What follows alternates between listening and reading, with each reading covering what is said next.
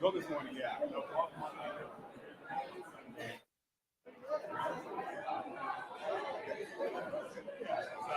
Yeah, very happy to be over with that for now. Yeah. Yeah, I'm in full side, yeah.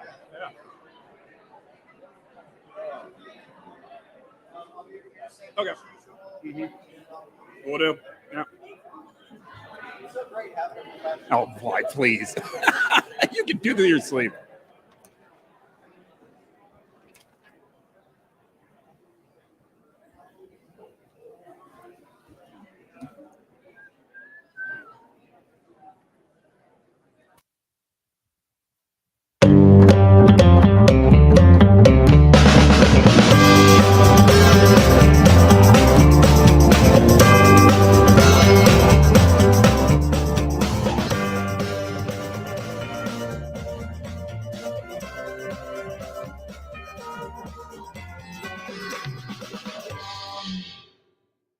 Well, good afternoon, everyone. You guys, see, you started to get quiet and then you got louder again. No.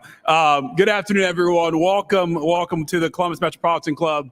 For those who don't know, in 1976, 13 visionary women came together to form CMC to connect people and ideas through community conversations like the ones we're going to have today. 47 years later, it's still going strong. CMC explores public policy issues, current events, and spotlights lessons and leadership at forums just like this one each and every week. So hopefully you'll come back again. And from the beginning, CMC has welcomed everyone. I'm Matt Barnes, Woniacre at NBC4 today, proud to serve as a member of the Board of Trustees for CMC. And we are so glad to have you here for today's forum, made possible in part through the generosity of the one and only Lynn Greer, who is with us today. We're going to embarrass you. Lynn, where are you? Stand up, be recognized. Thank you so much for your support, for allowing us to engage in conversations like this.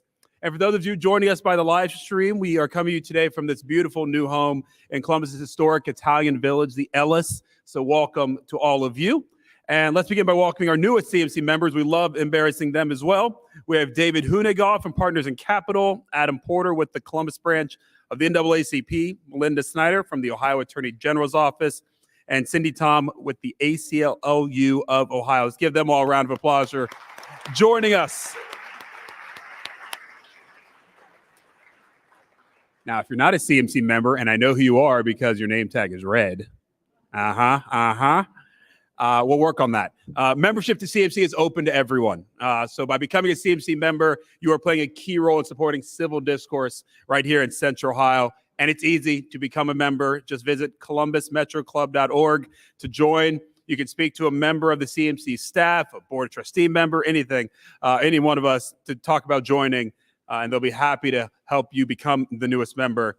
If you scan those QR codes at the table, you'll see the many generous organizations that support the mission of the not-for-profit Columbus Metropolitan Club, and frankly, could not exist without all of their support. Speaking of supporters, thank you to all of our sponsors today, the Lynn Greer Legacy and Civic Engagement Fund, which celebrates inclusion and equity for the LGBTQ+ community, the United Way of Central Ohio, and Huckleberry House. And of course, thank you to the Ellis for their generous support. We're also grateful to the Center for Human Kindness at the Columbus Foundation and the Columbus Dispatch for presenting our live stream, which is being carried right now on all of CMC's social media platforms. It's a lot of people. Let's thank them all right now.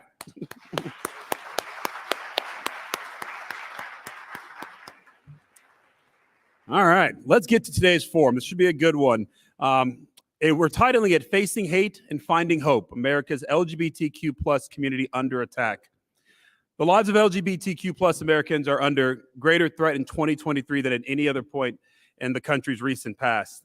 In fact, this summer, as reported by PBS and other outlets, the Human Rights Campaign declared a state of emergency for LGBTQ plus people in America. The rights of parents to make gender-conforming decisions for their children, of drag artists to perform, or for venues to host drag performances, as well as bans at schools from discussing gender with students, are all under attack through legislation.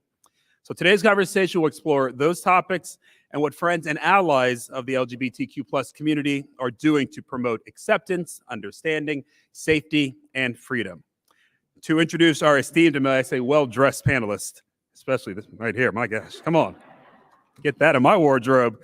Please welcome Robert Fortier with today's sponsor, the United Way of Central Ohio, to the podium. Robert, come on up.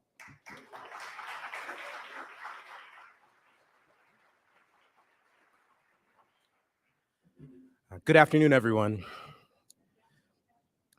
First, I'd like to start off by thanking the Columbus Metropolitan Club for facilitating this very important and very necessary conversation. For many decades, United Way of Central Ohio has been committed to creating and maintaining a community where everyone has equitable opportunity to participate and contribute to their own success. And as a trusted partner in the community for 100 years, we understand from experience that the best solutions are crafted by diverse perspectives and diverse stakeholders. Whether it's through United Way's Project Diversity Pride Leadership Program, or through the more than 90 nonprofits we support that provide basic needs and equitable educational opportunities for every person and every community, United Way understands that a strong community is a united community. In the face of the recent wave in anti-LGBTQ plus legislation, we're reminded of the Reverend Dr. Martin Luther King's words. Injustice anywhere is a threat to justice everywhere. We are caught in an inescapable network of mutuality, tied in a single garment of destiny. These words emphasize the interconnectedness of all struggles for equality and human rights. And it's in the spirit that United Way remains steadfast in our commitment to the LGBTQ plus community, to do our part by keeping equity at the heart of our mission. And that's why it's my great pleasure to introduce today's panel. Please welcome Chris Goins, the president and founder of the Black Trans Men of Ohio.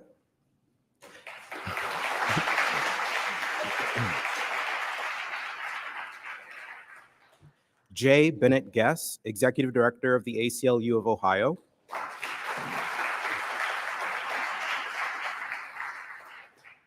Amanda Erickson, Director of Education and Outreach for the Kaleidoscope Youth Center.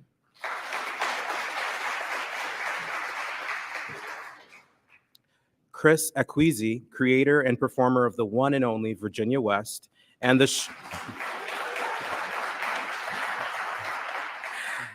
show director for District West. And your host, returning to the Len Greer Forum for a second year, please welcome back Ronald Murray, Associate Director of Health Advocacy with Equitas Health and Board Chair for the Stonewall Columbus.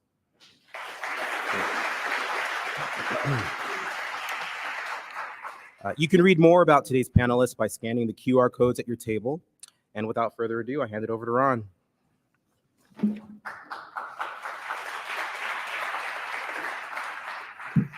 Good afternoon. Good afternoon. Okay, let's give our panelists another round of applause, please. Because though it's a serious topic, I feel like we in church. I even put on a bow tie with polka dots. Hello. So thank you first for having us here today. And so I know our time is short, and so this topic can get really, and some of our panelists are really love to talk. So we're going to get right into it. So I'm going to start off with the first one. Let's jump right into it. To my panelists, whoever want to jump in first, what should the audience know about each of you, your work, your journeys, and your experiences? Whoever wants to go first, and keep it 1 minute.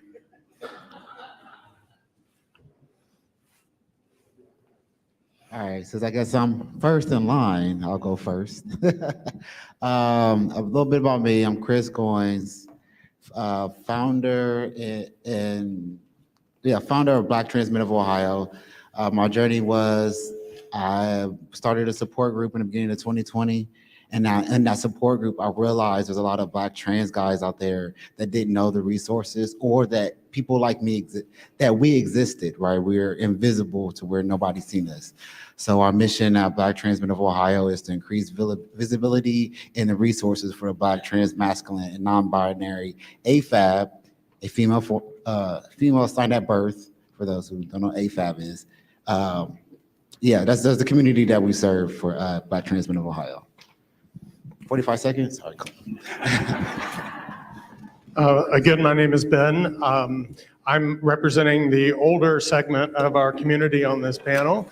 And having come out in college in the mid-'80s, I have been a part of this fight ever since I joined a gay straight student alliance at the University of Kentucky, and was a frightened college freshman attending my first meeting. And since then have been advancing this work through support and board participation on the National LGBTQ Task Force, through work I did in Kentucky before moving to Ohio 23 years ago. I now have the great opportunity to do this phenomenal work with our team at the ACLU of Ohio, in which LGBTQ work and personal and bodily autonomy is one of our core foundations of our mission and purpose. Hi, my name is Amanda Erickson. My pronouns are she, her, and hers, and I'm with Kaleidoscope Youth Center. Kaleidoscope is Ohio's largest and longest serving organization that's solely dedicated to serving and supporting LGBTQ youth and adults.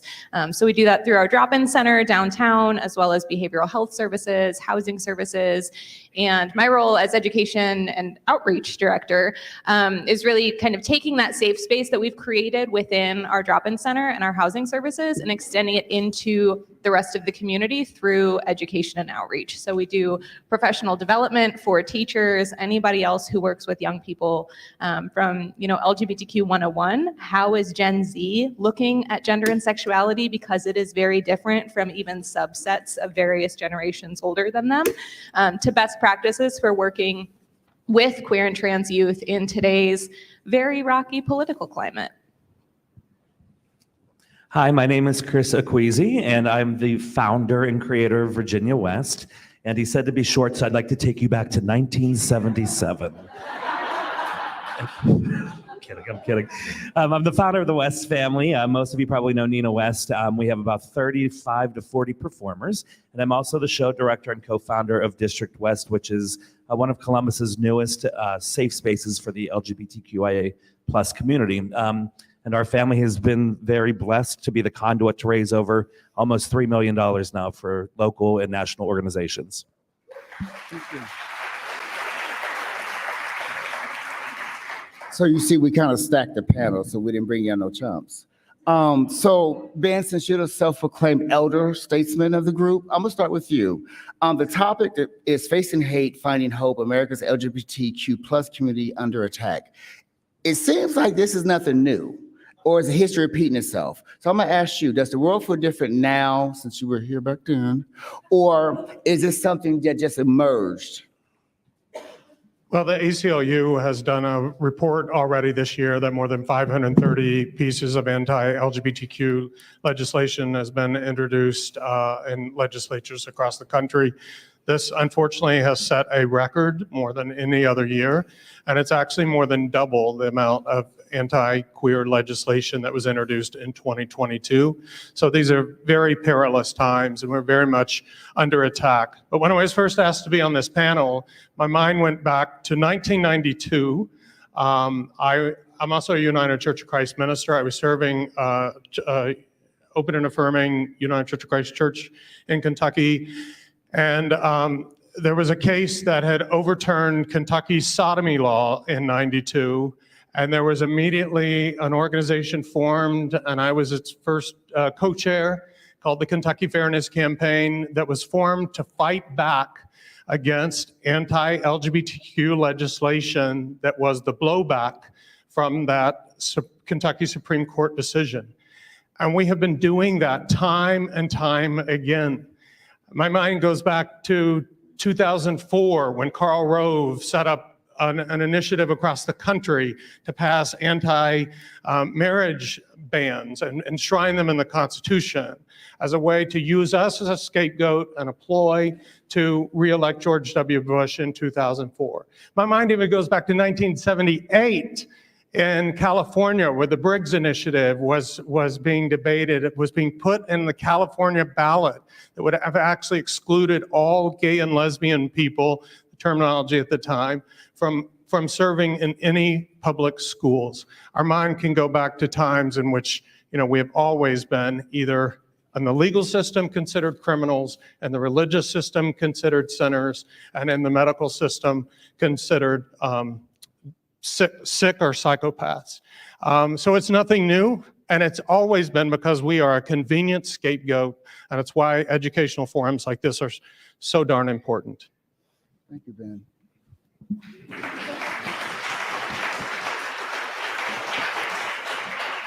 That sounds kind of overwhelming, and I can only imagine being an LGBTQ plus youth right now and hearing that this is nothing new, hearing that I'm just coming of age and I'm just finding out who I am.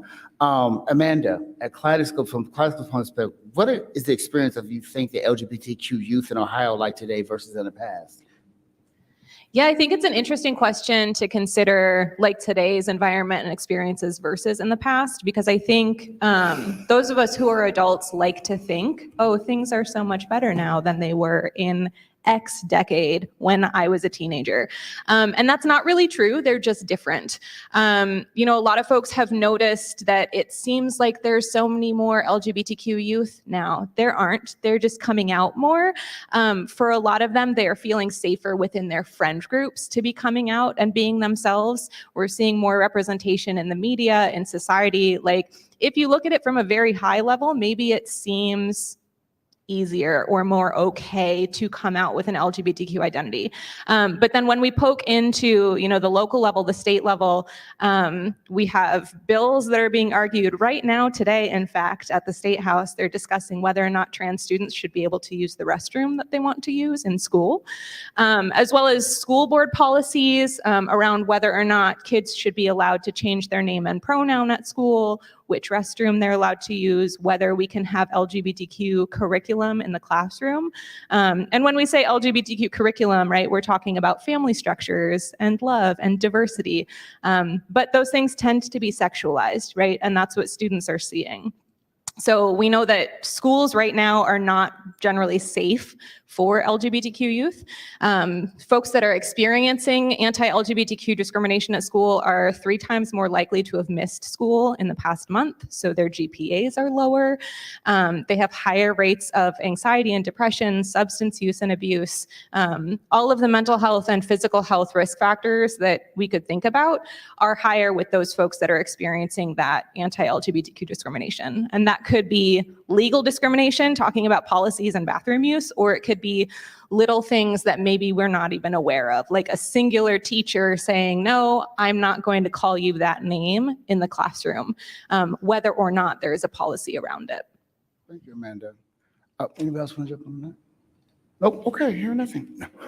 I think that when we talk about being a youth in school, and I remember back in the 80s, and I'm not going to tell my age, but I'm higher end of the 40s, closer to my 50s than my 40s.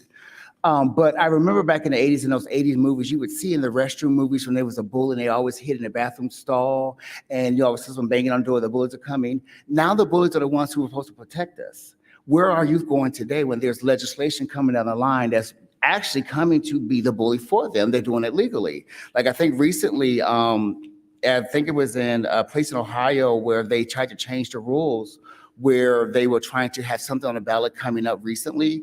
And the Secretary of State had decided that they were going to put on the ballot coming up soon, but the Supreme Court said they couldn't do it because he didn't get the right signatures or something. He didn't go the right process. I might be quoting wrong. I just read a few minutes ago. So I'm on 2 cups of coffee, so I'm gonna get to you in a few seconds, so don't quote me.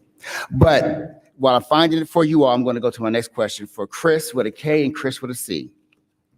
Y'all didn't know they spelled the names differently, right? Chris with a K, Chris with a C. Specifically about concerns of trans community and the community of drag performers, do they overlap and how are they unique? Are these communities being attacked why would you say to someone who wants to understand the difference between these two communities, and should there be someone speaking out and advocate for both communities together and separately? Absolutely. Yeah, definitely. There's overlap in the trans and drag community. I always say, I was raised in the drag community by trans women in the 1990s and early 2000s, specifically Jasmine Knight. And she taught me that drag is what you do and trans is who you are. So they both overlap because we do have a lot of drag entertainers in town that are trans women and trans men. So I never like to be the person that is speaking for both, because there's so many trans issues that I don't know about and that I'm unaware of, but I do know a lot of them because they are my friends and family. And the good thing about Virginia West is that I have a microphone and I have a platform to be able to use that microphone. So I can speak up for my trans brothers and sisters. And we are both under attack, from all of the laws that are happening, trying to be passed about the trans community, just to the simple fact that they're trying to ban drag shows, which, I started this back in 1997, and I never would have thought that this would be what we're worrying about in 2023. The fight back then was just I went to the March on Washington in 2000, and the march then was for just basic rights for the LGBTQIA community. And then we fought for marriage equality, and I think we all kind of rested on our laurels after we got marriage equality because things were looking up for us. And then all of a sudden our trans community started being attacked about restrooms and about, how they identify. And then all of a sudden the drag queens come under fire. And I think what's happening is every time we win one battle, they're trying to start another battle just to pull the wool over all of our eyes, So yeah, I think we just recently had the march at the State House for drag rights. We're not trying to do anything sexualized with children. That's just not happening. We have a program at District West called Studio West, and it is the first of its kind in this country that is a dance program that is for LGBTQIA kids or from kids that come from families that identify as. And we have over 25 students that are registered for every class that we do, and they put on a little show and we entertain. And I can guarantee you the show I'm doing at midnight is not the show I'm doing at noon. Even though sometimes at midnight I do Elsa, it's just a different version of Elsa. And to kind of bring it full circle about this is that I watched the first few shows that we did with the kids, and I saw kids come in that were very sad, and you could tell they were being bullied at school, or they didn't have a lot of friends. And it was beautiful to watch them make friends that were like them or that they could identify with. And I watched this little boy come in, and he always kind of had his head like hung low, and was our Christmas show last year. And he came in and he was very excited. And he said, "Virginia, can I help do anything here?" And I said, "Well, if you want to put the tablecloths on the table, feel free to." And he did that, and he came back and he said, Can I do anything else?" And I said, "Well, you can help me by putting the candles on the table," right? And you could just see he was in such a different mindset than he was 2 months prior. And I kind of started to cry, and I realized it was because he was dressed how he felt appropriate. He was in a pink football jersey. And I thought, this is the work that drag queens and trans entertainers are doing to make our communities come together and make children feel safe. So yeah, I definitely think that we are under attack for things that are completely wrong. People are putting out wrong information about us. And I think that we both, the trans community and the drag community, need to speak on our own, but we also have to speak together. So yeah. Can you hear me? Okay, cool. Okay, figured it out. All right. So my thoughts around this: do I think they relate? Yes. Are they attacking both drag and trans? Yes. Not just that, they're also, I feel like it's even deeper. As eventually going to go to Handmaid's Tales, right? Because they're going to say women can't wear pants because it falls into gender nonconforming. But I feel like all of this, kind of even to circle back to the first question, is social media, right? I feel like that was making all of these issues so big right now, because everybody can get into their little social media bubbles to where it just feeds into them. Now, because I'm a techie, if you don't know, my background is in IT. So like that algorithm comes in and feeds you all of this, right? And so that's what you feed into, and that's what it gives you. So living in these bubbles, you get all this negativity, especially when it comes around drag, period, right? Because even these people that's attended drag shows that I know I've seen watch articles where they had pictures of these individuals that's trying to, bad talk drag shows that's been in them, that have best friends that are, but you're still going to turn around and put these bills in, which doesn't make sense, right? It's because they fall into these, in my opinion, they fall into these bubbles. And then it feeds into their mindset. And I think COVID got into their brain and has affected them somehow. But We forgot to even mention we had Nazis show up at a drag brunch. That is crazy. I never ever would have thought, we thought we had to worry about the Proud Boys, right? And we never would have thought that we would see a Nazi flag walking down the street instead. So it's just absolutely crazy. And it's coming from these very extreme groups. And I think, we got a lot of phone calls from CNN and we got phone calls from NBC to do interviews. And I didn't want to because I thought by talking about them, it was just giving them even more power. I think, can you hear me? Testing. Thank you for bringing it up, Chris, because I think even for myself as a Black gay man, I thought the fight that my mother and my grandparents, I didn't think I was going to see them marching in front of me in my lifetime. I was like, oh, gee, wow. So ancestors, what's the rubric? What do we do here? Because I think that in certain groups, you thought that fight was over, especially for me as a Black man. When you heard about the Nazis, I remember seeing it, and I remember I was on my way to the event, and I remember getting text messages from across the country from friends. Are you okay? What do you do? I don't know. My mother died. Who do I call and ask? Where's the rule book for that? Because now we have to pick up where they left off again. We thought we were done. Now it's a whole nother fight with a whole nother group, and now we got to link arms and figure out how do we link arms again? That's something we wasn't prepared to do. Segue. It seemed at one point, it seemed like we were having a slow moving arc into acceptance and LGBT plus, and we were getting to a place where everyone was accepting and we were walking hand in hand. Then it seemed like we were just getting reversed. What do you all think happened? We'll put the car in reverse. How did we get here? I don't know if I should say this, but I will. People are emboldened by a leader. And I think, unfortunately, with Donald Trump, I think people kind of came out and felt empowered by his hate speech. And I think it was always there. But when you have somebody with such a large platform as the president doing it, I think it makes it much easier for your hate to be exposed. I think it's also important to recognize we're up against a very sophisticated opposition that does very targeted research to how they can instill fear and misinformation in the greatest number of people. So they don't come after marriage anymore because now 70% of people, including a majority of Republicans, support same-sex marriage. So that's no longer a convenient target. So they have to drill down to see what are the next areas, where can we create fear? And we know that fear is such a powerful motivator. I think one of the things that is most concerning for me is that while we talk about queer oppression, which is real and it's all around and it's baked into legislation, the one thing we have in our community and our arsenal is amazing queer joy. We have amazing queer resilience because we've faced this BS for so long. We know it's nothing new. We're going to devise new ways to educate, to come out, to show people who we are, and also our gay solidarity. And when they try to pit one of the letters of the alphabet against another, it is so critically important that we understand what they're attempting to do in those moments is to take away our joy, our resilience, and our solidarity. And nothing gets at the heart of that than getting than these outrageous, just crazy pieces of legislation that would remove our drag and trans performers who are truly the heart and soul.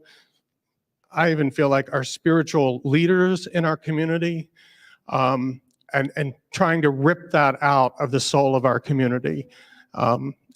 It pains me so much.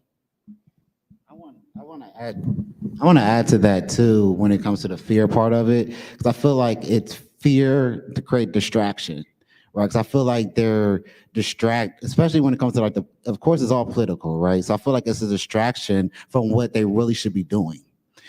Picking on gay people is easy.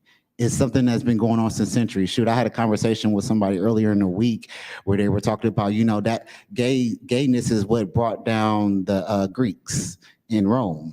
I was like, sure, I'll do my research on it this weekend. But I was like, again, but my argument, my retort to that was that it shows you that gay isn't new, right? It's been around since then. So why is it now, circling back? Because we're an easy target because there's so little of us, but there's so many at the same time. I believe everybody has a little bit, just a smidgen. But but yeah, so that's my thought on it, right? This is more of like a fear and distraction to kind of like bring everybody together because people are just not happy with themselves. So yeah. Thank you for that. And that kind of takes us back to what Amanda said earlier. I remember last month I was at the United States Conference on HIV/AIDS, and someone made a statement that the generation that we're in now is probably the most LGBTQ plus generation that we've ever had in history. They have the most access to technology, the access to terminology, but they don't have that access to the history that was there before. Part of that is because the history is decimated from the 80s and 90s through AIDS. But the other part of it is that now that with technology and social media and access to things, people think that trans and queer and gender nonconforming is something new. We've always had an uncle, auntie. We've always had an Aunt Ben, those things in the back of the day. Your aunts always had a special friend. They lived in the house. You just never spoke to those things. Now they have the words to describe who they are. Now they have the words to say, this is who I am right now. And I think that it's important for us to recognize that we've always been here in plain sight. Now we just have the words to put us in plain sight. There's some of us and some of us all. And understanding that we have to figure out, as different as we are underneath the umbrella of the acronym, we have to figure out how to work those differences together. Because the other thing that I've recognized here, especially in Columbus and throughout the state of Ohio, oftentimes people pick at the differences and put us against each other. How do we work together collectively amongst our differences and make us stronger?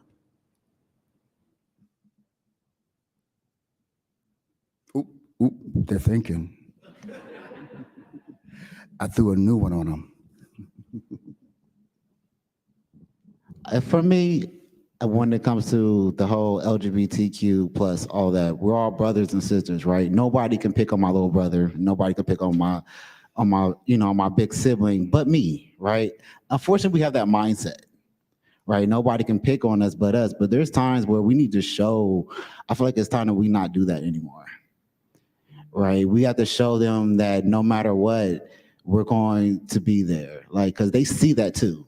Like we see that's why we know about it. We pick on our little siblings, our other siblings. People see that, whether or not we want to see it, we think it's done in the dark or not, but it's there. So we have to like change our mindset that we're all, that we're together in this, so that they don't see that and be like, yeah, the lesbians don't like trans guys either. So I'm not gonna like them too for whatever reasons, and like that gives them fuel. We need to stop giving them that fuel, right? Because they can use that.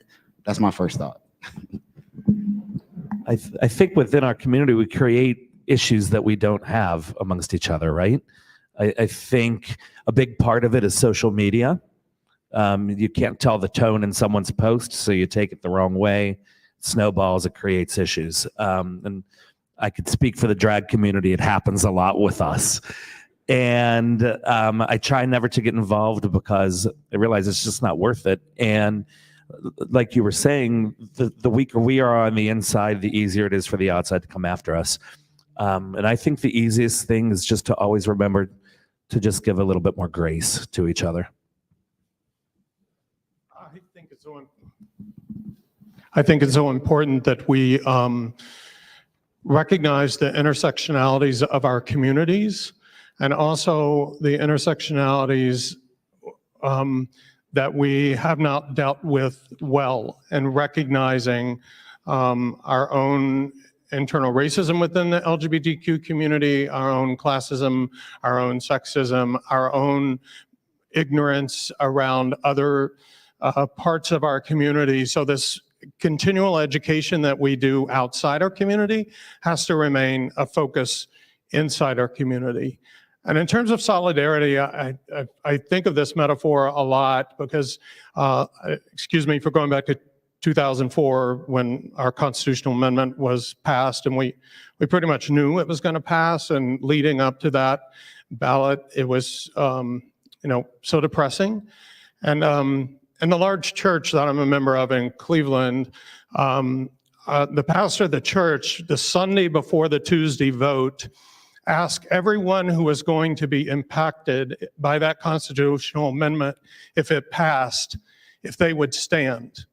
So my partner Jim and I stood, and other couples stood around the room, and then some other single LGBTQ people began to stand, and then some parents of LGBTQ people began to stand, and then some social workers began to stand, and teachers began to stand, and friends and family. And I can get emotional about this because I can still remember the moment where everyone in the room was standing, because an attack on one of us is an attack on all of us.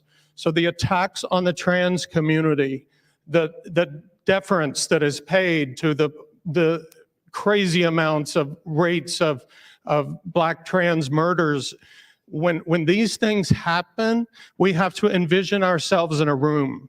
And who are the people who are standing first? And then we don't hesitate a second, but to stand up and to stand there with them until everyone in the room is standing together, recognizing an injury against one is an injury against all of us.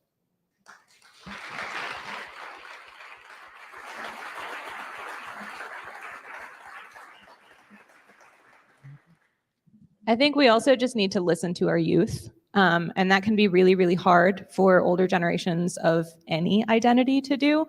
Our young people are using identity labels that we have never heard of. They're claiming pronouns that we have never heard before. And what we can do for them is be open to that, right? And let them continue to be youth, to continue to explore who they are and what that's going to mean in the future.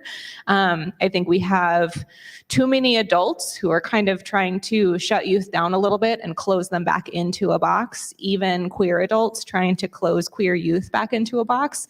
And we really just need to be open to all of the galaxy and infinite number of pronouns and words that we can use and identities that we can claim, and remember what it was like to be a teenager, and how important that exploration is. Thank you, Amanda. I like that utilizing the youth, because I've learned being an advocate and activist for many years is that as I get older, my drive doesn't change, but how I participate in it does. My back may not be as strong as it was, my feet may not move as quickly, but I can embolden the youth to do that and listening to their ideas. Now, we're not going to burn down the establishment. That's not going to happen. However, but as I get older, I'm able to figure out how to do it on a macro level and embolden and teach them how to do it, because you want their strength and their energy, but you also want them to learn the history and another way to do it as they get older, to learn to the next generation. I think what other thing is happening that being alluded to is that transparent, honest conversations have to happen internally and intra between each of our groups, internally amongst ourselves, being honest about, we all may be under the umbrella, but I have my own biases against you as well. Having those internal conversations also yield to compromises and understanding. And if we don't understand each other, how the heck can we expect someone outside of us to understand how we are? So understand, thank you for that, Chris, because I've always been one of those, like, I was speaking about my fraternity. I may not like all my line brothers, if you have a fraternity member. I may not like all my line brothers, but you better not say nothing about one of them. Now, I may talk about them all day long, but you better not run up on them. However, same thing, but you can also use the same analogy in the community. Because as a social worker, when I have my social work students, I always tell them, how you talk about people behind their back resonates in front of them. We're not stupid. We understand what you're saying about us behind our backs. And so the way that you feel, your meta communication, your body language, does dictate how your true feelings. One final question. It's going to be a doozy. Y'all ready? Hope. Boom. Where are you finding hope? What do you think the future holds, and where do we go from here? I find my hope in the generations that are coming before, after me now. I get to see a lot of, I'm probably the oldest drag queen that I work with, right? And it's okay. I'm all right with that. I have a lot of Botox that makes me look their age. So they teach me. It's very different from how I grew up, right? We were always afraid, and they're not afraid. They have taught me to be a better activist. They've taught me to be a better ally to the other letters in my community, and they've taught me to be a better entertainer. So they keep me on my toes, and they give me hope that the fight that I might not have left in me 30 years down the road, that they will continue to fight for me and for what I believe in. Well, Chris stole my answer, but I was also going to say young people, like the youth are where that hope is. They have so many fantastic ideas. They have so many fantastic thoughts. And, you know, we just need to keep building a space where any of that is possible for them in the future. 1 second, I messed up. I got to read. We'll move to the question from our live stream and in-person audience in just a few minutes. If you have a question, please make sure you make your way over to the microphone now. If you're watching online, please type your questions into the chat before we take audience questions. Continuing our final question. Ben, thank you. Well, I don't mean to be cheesy or look like I'm sucking up to the people at table number 2 over here, but I work with an incredibly dedicated staff of 32 people and a board of about 24 that just is never ceasing in their commitment to all the important issues that matter to this community and so many communities. So that is truly like my daily source of hope. But I also have to be honest, I'm a ghetto gay at heart. I'm a ghetto gay at heart. I love my people. I surround myself with my people. I support my people when they're running for office. I prefer to spend my time at dinner and bars and drag shows with my people. And I draw as much energy as I can from them, and I try to give it back to them. Because I know it is this resilience piece that I've mentioned so many times before. Like it doesn't come from nowhere. It comes from somewhere, and it comes as this organic thing that we know in our community we have to continue to propel and support. Life is hard, and we're in this to make it less hard for anyone. Okay, for me, when it comes to hope, right? I was trying not to fall into the youth part of it because that was my first thought. Just wait, let's see what I do with these words. All right. But I also want to not only add the youth, but also want to add in, because I'm a techie, social media, right? Because everybody has these access to see what's happening. If you don't see what's happening, you're asleep, because I think everybody can see it. So and then again, it's kind of circling back to the youth. And when I say youth, I don't mean like my kids. Like my oldest is 21. Right. So I know I saw my face. But I'm not just talking about like his generation. I'm also talking about mine as well. Right. I'm mid-30s, and I feel like we have made a huge difference. Like I'm not doing the same things out there that my mom's generation is. Like I literally just had a conversation earlier in the week with my grandfather. He lives in San Francisco. He was like, this is the most gayest city in the world. But he still put a lot of homophobic things in my ear when I spoke to him out of fear, right? And I would say from my generation and younger, we're not as fearful for what we want as previous generations. So that gives me hope, because I'm strongly believing, as anybody knows me, if there's something that you want and you really want it, you're going to go out there and get it, period. Nothing can stop you. And I feel like right now, we don't want this anymore. We want to stop whatever this cycle is of the attack on our community, and we're going to stop it, period. It may not be tomorrow, but it might be this weekend. I don't know. Thank you. Doug? Very much. Thank you to today's panelists, and Ron, thank you for moderating. Question, what would how would a federal Equality Act help the LGBTQ plus community? What specifically might it do, and what are the chances of something like that actually passing?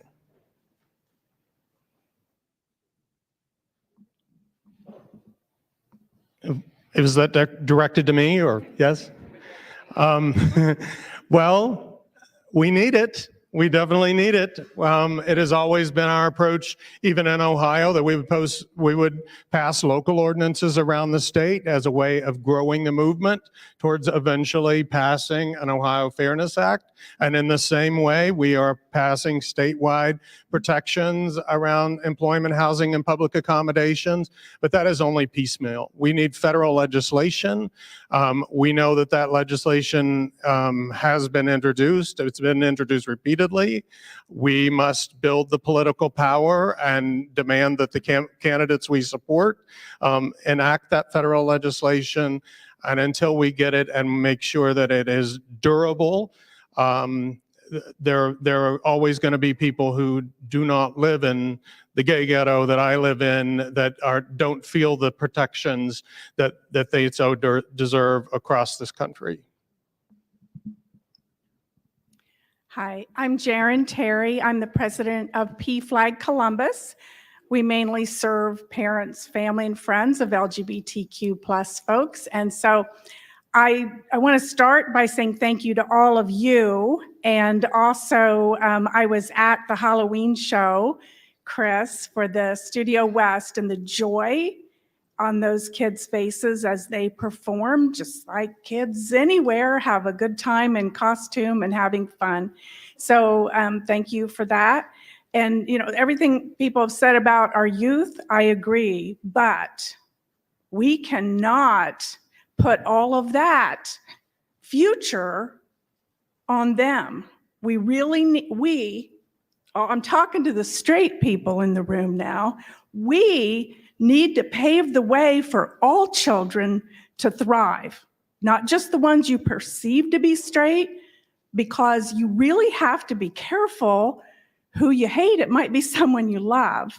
And so my question, yes, I do have one, is, and I think maybe the other question is been probably answered, but what can we do, especially at the local level? Because what I'm seeing at the school boards in Dublin, in Upper Arlington, in all the communities where, people stand up straight and dress right and go to church, horrifying people are coming to the school boards for the specific purpose of harming LGBTQ children. What can we as straight people do to pave the way for all children, including, most importantly, those who are marginalized?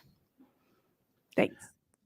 I've been thinking about this a lot recently, and it comes down to it's once again coming up upon election cycle, right?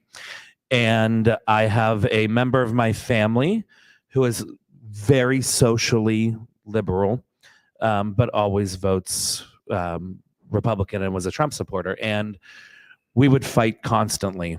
And my mother would get so angry. My parents are very Democrat, and I grew up in a very Democratic family. But my mother would get so angry at me and say, "Why are you fighting? Why are you fighting with him? Who cares? His vote doesn't affect you, or you're not going to change his mind. But you know what, Mom? You need to be fighting too." I think if we all have those uncomfortable conversations with our family members, it starts in our own families. And that's where the bigotry is beginning. It's people that we love that we're remaining silent to keep the peace in our own families, right? I think that's where it begins. We educate them and we have those uncomfortable conversations and we fight to show them and educate them. I think that's the easiest way to start it out. Jaren, since I know the incredible work that you do with Columbus PFLAG, I just want to say that there's no more powerful organization for straight people to plug into than parents, families, and friends of the LGBTQ community. And I want to thank you for your leadership. Important organization to my family. My mother was a national staff person at PFLAG for many years. And we have to flip the narrative. They're talking about protecting kids. The kids they need to protect are those that they are harming. And that is the voice of parents and all allies, is you are harming children. You are not doing good to children. You are harming children, and you're creating harm for them that will last not just through the rest of the school year, it will last for the rest of their lives. So thank you, Jared. Hi there, my name is Lori Trent, and I'm happy to be here with you this evening. I am currently a member of the Upper Arlington School Board and have been serving as president for the last 2 years. I am the first openly elected LGBT public official in Upper Arlington. Thank you. My wife, Kelly, who many of you may know, have been married for 25 years, and we have twin boys that are sophomores at The Ohio State University and proud graduates of Upper Arlington High School. So my question, oddly enough, goes to the schools. I ran because kids, if they can't see someone like them, they can't be someone like them, like me, however that goes. And so my question is, what do we do as a school district?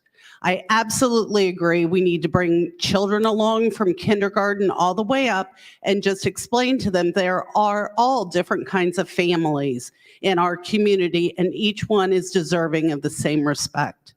So I struggle with this on a daily basis. It keeps me up at night. I'm running for re-election because I believe so strongly in what we need to do to help our students. So I would love any ideas that you have, and feel free to reach out to me after, as I will do to you. Thank you. My thought, kind of going even back to the previous question, it's always the loudest person in the room that's always wrong. Right? So, and I feel like the simplest answer I came up was we got to be louder.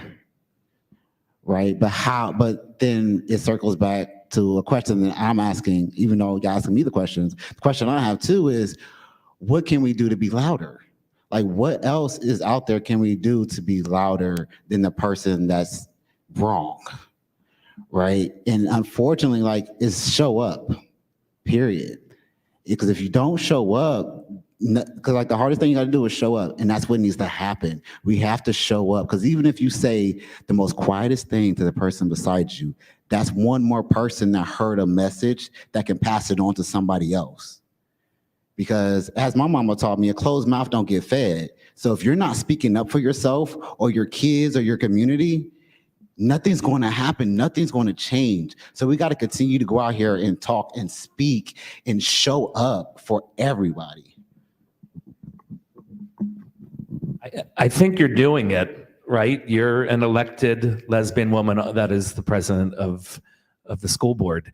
And I think that it's so much easier for people to show up and fight against us when there's not representation of us there. And you're there. So it's going to be much harder for them to come and say their bigoted views against you with being right in front of them. So please run again and win again. I remind people that we oftentimes think as voters and as active citizens that what happens that impacts our lives most directly is what happens out of Washington, D.C. And while that is true to some measure, what's happening at the State House in Columbus is having a direct impact, not only on our state, but in the way they are trying to overtake home rules so that local communities can't do what they want to do for themselves. And many of our staff members come from being former legislative aides at the State House. And the one thing they want us to constantly reinforce when I and we are in groups like this is that people first think about calling their U.S. Senator or their U.S. Congressperson, and they think that that has a big impact, and it does. But very few people call their state rep or their state senator. And so if you can marshal together 22 phone calls on an issue that is before a House committee or Senate committee or is on the floor, you can do a wellspring of good. So let's keep our eyes focused on what's happening here in Ohio that is directly impacting our home rule and these horrific state laws that they're trying to pass.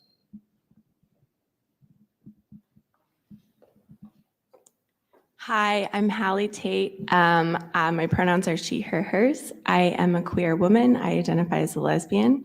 I'm very proud of that. I'm a guest with Call Management Systems today, and thank you very much for having me. My question is a little bit lighter, and I just first want to say that I came out 6 years ago when I was 30, and I put myself in a box for 30 years. And I always felt like such an outsider with my family, my nuclear family, my extended family. I'm the only person that I know who is out in our family and or queer. Who knows if people are in there just not out, but it was really scary for me to come out even when I was 30. And I've since then found so much joy and hope in the chosen family that I have today, and some of them are sitting right over here. I really could not be more grateful to be queer. It's my pride and joy, and it's how I live every single day. So with that, my question to you all is, what does queer joy mean to you? Because it has saved me. Oh, I think for me, it's just being, like you said, being authentically myself, and living the life I preach about and walking that walk. Being able to, I was talking earlier with Matt Barnes, we went to the pumpkin show yesterday, and I walked in and immediately did not feel welcomed by some of the stands that were there selling items. And I grabbed my partner's hand. We walked down the street holding hands. I felt liberated. I didn't care. And nothing happened to us. Years ago, I would have thought something would have happened to us, right? Somebody would have yelled a slur, or somebody would have beat us up. And I'm 46 years old, and I don't have time or the mental capacity to care what somebody else thinks of me. That's their problem. And that's my queer joy.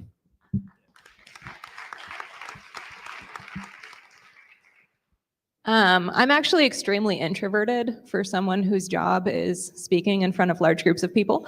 And I'm also married to someone who is even more extremely introverted than myself, which is amazing. And so for us, like, our queer joy is just like existing together, creating this little queer family, right? With our cats and our chickens, and I'm here to bring the lesbian energy.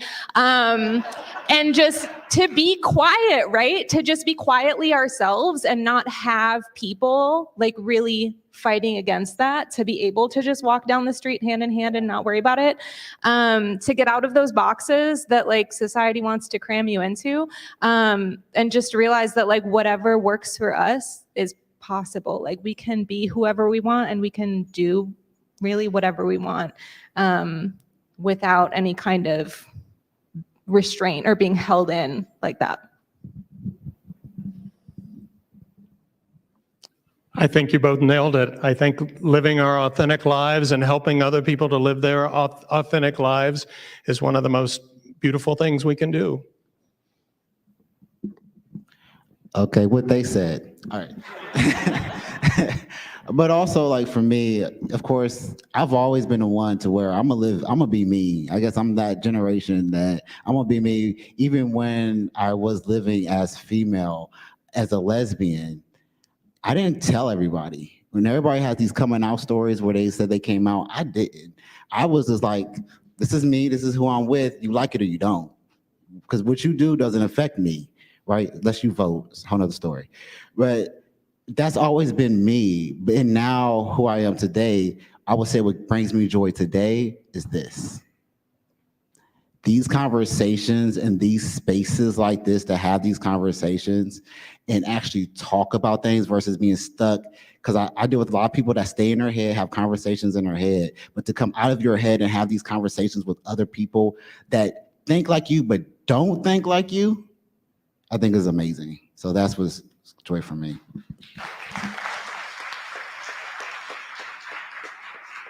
well, I got the wrap up notion from Doug, so that kind of concludes our little section here. But you know me, I don't follow rules. No, I'm gonna give my last 2 seconds. So I'm gonna leave you with my personal favorite quote: "Get in good trouble, necessary trouble, and redeem the soul of America," by the Honorable John Lewis. And 5 things we can take away from John Lewis: speak truth to power, vote always, become a racial equity broker. You're never too young to make a difference. And there's the fifth one, should be, remember who you are.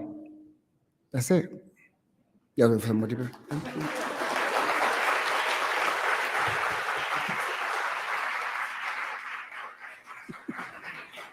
Thank you, Ron, the hostess with the mostest, man. My goodness, fantastic. I hope you all found today's forum informative, educational, enlightening. I know I have so many friends in the LGBTQ plus community in my life, not just here in Columbus, but nationwide. And these conversations need to continue to happen. We all need to stand up for our friends, our brothers and sisters. And it's just too important not to. So I also want to encourage you to all be at Highball, where me and Virginia and my coworker Monica Day are gonna have a good old time next Friday or next Saturday. So we're gonna do it up. Thank you to our sponsors, the Lynn Greer Legacy and Civic Engagement Fund. Lynn, thank you again once again. The United Way of Central Ohio and Huckleberry House. And thank you to the Ellis for its support and hospitality here. Also want to thank all of our virtual seat patrons, the Center of Human Kindness at the Columbus Foundation, and the Columbus Dispatch for presenting today's live stream. And then a very special appreciation to today's panel, Chris Goins, Ben Guest, Amanda Erickson, Chris Acquizzi, and Ron Murray. Big round of applause to all of them.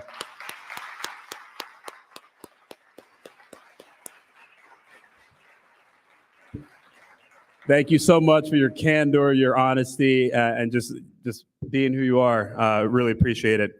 Please make plans to attend next week's forum, Whose Rights Win? Gun Violence Preemption and Home Rule in Ohio, right here at the Ellis. We hope to see you then, if not then, at another forum very soon. Have a great afternoon, everyone. Thank you so much for joining us.